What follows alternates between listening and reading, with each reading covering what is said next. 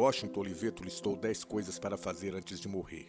Era 2004 e o publicitário brasileiro mais famoso da história e um dos mais premiados do mundo escreveu um artigo na Folha de São Paulo com o cardápio do que fazer até que a hora fatídica chegasse. Antes de morrer, preciso ver meus filhos Antônio e Theo, que vão nascer agora no segundo semestre, ficarem grandes, felizes e bem educados. Antes de morrer, preciso ver meu filho Homero, que já é grande, feliz e bem educado, ser cada vez mais desse jeito. Antes de morrer, preciso ver o Corinthians campeão muitas outras vezes. Antes de morrer, preciso ver a publicidade brasileira voltar a ser respeitada como negócio e internacional por ser local. Antes de morrer, preciso ver o Brasil virar o país do presente. Antes de morrer, preciso aprender a escrever como os caras que eu gosto de ler. Antes de morrer, preciso ter mais tempo para minha mulher, para mim e para todo mundo que merecer. Antes de morrer, preciso organizar tudo, para ninguém ter problemas depois. Antes de morrer, preciso ver muita mulher bonita, porque eu acho lindo. Antes de morrer, preciso não morrer. Oliveto morreu neste domingo no Rio aos 73 anos. Foi autor de ideias marcantes da publicidade brasileira, numa época em que um comercial na TV significava muito além do que podemos imaginar nos dias de hoje. Quase todo mundo via TV, para não dizer que todo mundo via TV nos anos 1980. O Garoto Bombril, o Primeiro Sutiã, o Cachorrinho da Cofap foram algumas das marcas da propaganda de Oliveto, a quem seu velho amigo e compadre Juca Kfouri chamou de o Pelé da publicidade. Corintiano como Juca, Washington Oliveto também idealizou o nome Democracia Corintiana.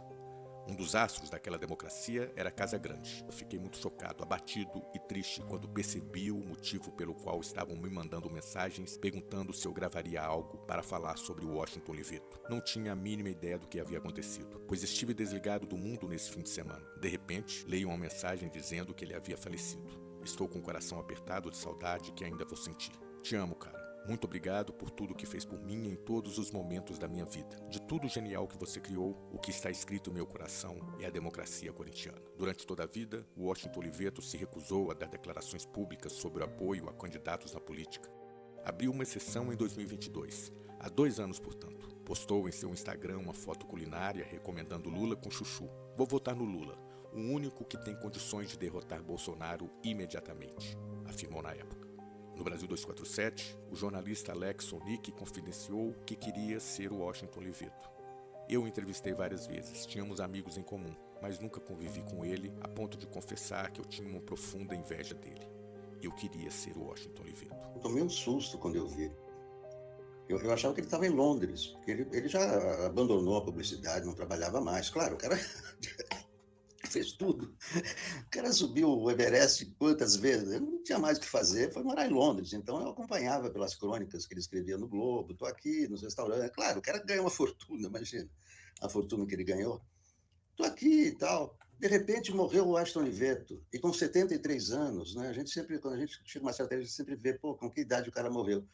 E eu tenho 75, eu falei, porra, mas o Washington Oliveto morre com 73 anos, né? Um cara que podia se tratar em, sei lá, no melhor hospital do mundo, podia ter os melhores médicos, e aí pega um vírus, pulmão, complicações no Rio de Janeiro Ele já estava internado há alguns meses, né? Pois é, mas eu não sabia.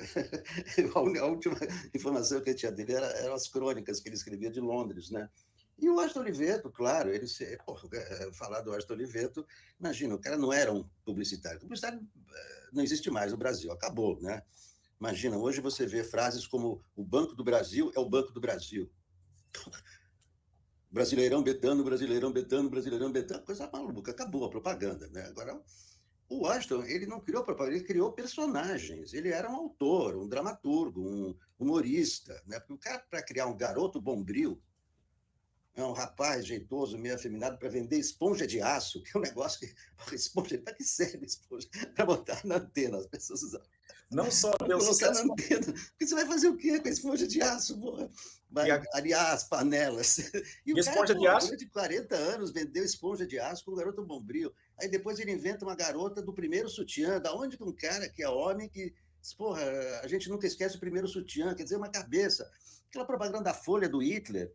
Porra, da onde o cara tira isso, né? Aquelas frases, a Folha, não dá para não ler. Porra, o cara faz propaganda de amortecedor. Florestan, imagina você, né? Ele diz, ó, faz a propaganda do amortecedor.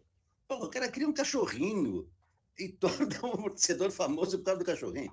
Quer dizer, não é um cara normal, né? E isso, Alex... E é o seguinte, o cara é brilhante, claro que eu entrevistei várias vezes, E eu tinha uma inveja do Washington Oliveto. Eu queria ser, na verdade, o Washington Oliveto. Eu queria ser o Washington Oliveto. Eu queria que ele me convidasse para trabalhar com ele, porque eu, quando era criança, eu ficava inventando comerciais e tal, né? Mas nunca rolou isso aí. Agora o cara, claro, o cara é gênio da propaganda.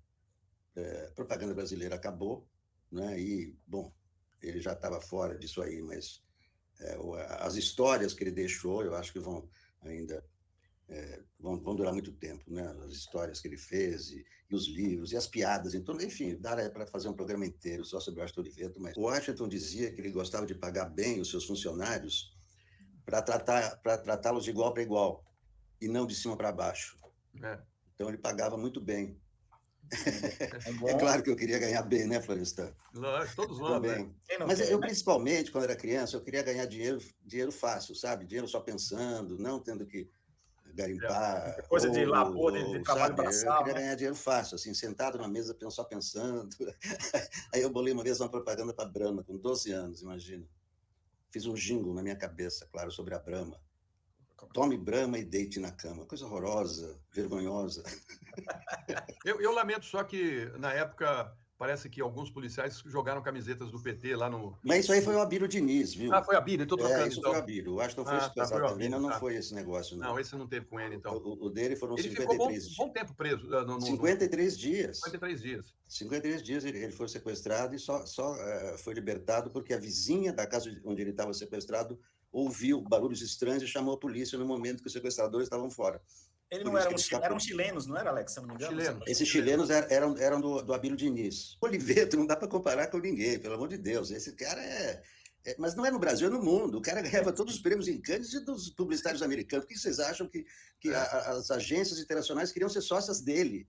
Pô, o cara não existe, nem vai existir um cara igual. Fora a sedução, ele como interlocutor, o cara sedutor, inteligente, contava piadas. Tem uma piada, ele gostava de contar muito a seguinte piada. Nova York, um barzinho sofisticado, entra um cara glamouroso, cabelo grisalho e tal, senta ao lado de uma moça belíssima, deslumbrante, 30 anos, toma um drink, começa aquele papo e tal, papo romântico, etc. Aí a moça diz, e então, no seu loft ou no meu? Aí diz ele, se é para discutir, não quero mais. Não sei se ele inventou essa piada, mas ele contava essa piada aí.